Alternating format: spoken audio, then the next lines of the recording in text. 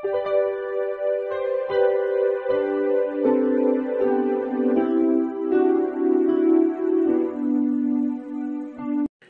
Students, প্রথমেই UK educational টিপসের পক্ষ থেকে তোমাদের সকলকে স্বাগত জানাই। 2024 সালের বিএ ফার্স্ট সেমিস্টারে বাংলা সাজেশন হিসাবে বাংলা সাহিত্যের ইতিহাস থেকে আজকে প্রশ্নোত্তর দেওয়া হয়েছে। তোমরা দেখো এবং তৈরি করে নাও। এই বাংলা সাহিত্যের ইতিহাসের প্রশ্নোত্তরটি বাংলার মেজর এবং মাইনর উভয় স্টুডেন্টসদেরই জন্য বিশেষভাবে গুরুত্বপূর্ণ। প্রশ্নোত্তরগুলি ভেরি ইম্পর্টেন্ট তোমাদের আগামী সেমিস্টার পরীক্ষার জন্য, অতএব তোমরা ভালো করে তৈরি করে নিও। আর স্টুডেন্টস, এ প্রসঙ্গে বলি, তোমরা যারা এখনও এই চ্যানেলে নতুন, তোমরা চ্যানেলটিকে সাবস্ক্রাইব করে পাশে বেল আইকনটিতে প্রেস করে অল নোটিফিকেশানে ক্লিক করো। তাহলে আমার দেওয়া পরবর্তী সাজেশানগুলো তোমার কাছে সবার প্রথমে পৌঁছে যাবে। আর তুমি যদি এই সাজেশানগুলো ফলো করো তাহলে তুমিও আগামী পরীক্ষায় নিঃসন্দেহে ভালো রেজাল্ট করবে। যাই হোক স্টুডেন্টস, এখন আমরা আজকে এই বাংলা সাহিত্যের ইতিহাসের প্রশ্নোত্তরগুলি দেখি। আজকের প্রথম প্রশ্ন হচ্ছে, শাক্ত পদাবলীর কবি কমলাকান্ত ভট্টাচার্যের কবি কৃতিত্ব আলোচনা করো। তাহলে এখানে আমরা দেখি সাধক কবি কমলাকান্ত ভট্টাচার্যের কবি কৃতিত্ব। অষ্টাদশ ঊনবিংশ শতাব্দীতে যে বেশ কয়েকজন শাক্ত পদকার পদ রচনা করে শাক্ত গীতি সাহিত্য ও শাক্ত সাধনাকে জনপ্রিয় করেছিলেন তাতে কোনো সন্দেহ নেই। এর মধ্যে একনিষ্ঠ ভক্ত এবং পদকার হিসাবে কমলাকান্তের নাম সশ্রদ্ধ চিত্তে স্মরণযোগ্য। বাংলা শাক্ত পদসাহিত্যে যিনি কবি ও সাধক রামপ্রসাদের তুল্য গৌরব লাভ করেছিলেন তিনি হলেন এই কমলাকান্ত ভট্টাচার্য। রামপ্রসাদের মতোই তাঁর জীবনকে কেন্দ্র করে নানা অলৌকিক গল্প প্রচলিত হয়েছিল। সাধন মার্গেও তিনি রামপ্রসাদের মতো সিদ্ধি লাভ করেছিলেন। শাক্ত গীতি সাহিত্যে তিনি আগমনী, বিজয়া ও সাধন সঙ্গীতে সমান পারদর্শী ছিলেন। কবির রচনা রামপ্রসাদের তুলনায় সংহত, অলঙ্কৃত এবং বহু স্থানে বৈষ্ণবীয় মাধুর্যে অনুপ্রাণিত। আগমনী ও বিজয়া সঙ্গীতে কবি উমা ও মেনকার কাহিনী অনুসরণে বাংলার পরিবার ও সমাজ জীবনের অভিজ্ঞতা প্রকাশ করেছেন।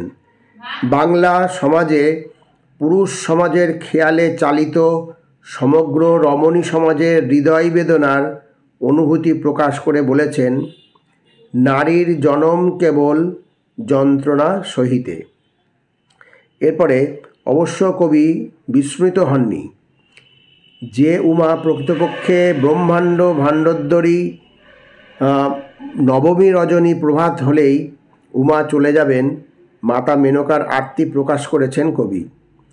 কবি নবমী নিশি না হইয় রে অবসান মেনকা বলেছেন।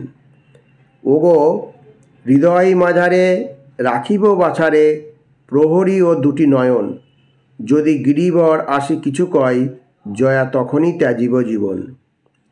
বাস্তব জীবন রসের এইসব চিত্র রচনায় কমলাকান্তের শ্রেষ্ঠত্ব অবিসংবাদিত। রাজসভার কবি হওয়া সত্ত্বেও কমলাকান্ত সুরুচির সাধনা করেছেন। মাতৃচরণের দিকে ছিল তার মনের লক্ষ্য। কামাদি কুসুম সকলকে তিনি তুচ্ছ করেছেন। ভক্তি ও জ্ঞানের প্রহরা তাঁর পদাবলিতে নিয়ে এসেছে একটি দিব্য পরিমণ্ডল। এবার নেক্সট প্রশ্ন হচ্ছে, বৈষ্ণব পদাবলী সাহিত্যে পদকর্তা গোবিন্দ দাসের কবি প্রতিভার পরিচয় দাও। এই দুটো প্রশ্নই তোমাদের ম্যাক্সিমাম ইউনিভার্সিটির কলকাতা, কল্যাণী, বাঁকুড়া, বর্ধমান সবারই কাজে লেগে যাবে। শুধুমাত্র বিদ্যাসাগর ইউনিভার্সিটির ফার্স্ট সেমিস্টারের সিলেবাসটা একটু আলাদা, ওদের ভাষাতত্ত্ব আছে, আর বাদবাকি প্রত্যেক ইউনিভার্সিটির এই প্রশ্নোত্তরগুলো তোমাদের কাজে লেগে যাবে। দেখো এবার গোবিন্দ দাস। চৈতন্যোত্তর যুগের পদাবলী সাহিত্যে শ্রেষ্ঠ পদকর্তা হলেন গোবিন্দ দাস। গোবিন্দদাস মধ্যযুগীয় সাহিত্যের এক ভাস্বর প্রতিভা। তিনি চৈতন্যের অপ্রত্যক্ষদর্শী হয়েও তাঁর আঁকা চৈতন্যমূর্তি পুরোপুরি ঐতিহাসিক মূর্তি। তাঁর পদাবলিতে শ্রী চৈতন্য একই সঙ্গে ভক্তের ভগবান, দীক্ষিত বৈষ্ণবের রাধাকৃষ্ণ, সর্বাধিক বিভেদ খণ্ডনকারী ও মূর্তিমান প্রেম বিগ্রহ। তাই চৈতন্যের দ্রষ্টা না হলেও তিনি স্রষ্টা তো বটেই। কবি লেখেন, কি পেখলু নটবর গৌর কিশোর। রূপানুরাগের পদে গোবিন্দদাসের প্রতিভা অতুলনীয়। তিনি সৌন্দর্যকে সমস্ত হৃদয় দিয়ে অনুভব করেছিলেন বলে তাঁর রাধা মানস লোকের পুঞ্জীভূত সৌন্দর্যের সমাহার। গোবিন্দদাসের সবচেয়ে বড় কৃতিত্ব অভিসারের পদে। জ্যা নির্গত তীরকে যেমন ফেরানো যায় না, অভিসার সংকল্প রাধাকেও তেমন নিবৃত্ত করা যায় না। তাই কবি লেখেন, মন্দির বাহির কপাট কঠিন কপাট, চলাইতে সংকিল পঙ্কিল বাট। প্রেমিকার প্রেমকে মর্যাদা দেবার জন্য কৃষ্ণ তার পীতবাস দিয়ে রাধার পায়ের ধুলো মুছিয়ে দেন।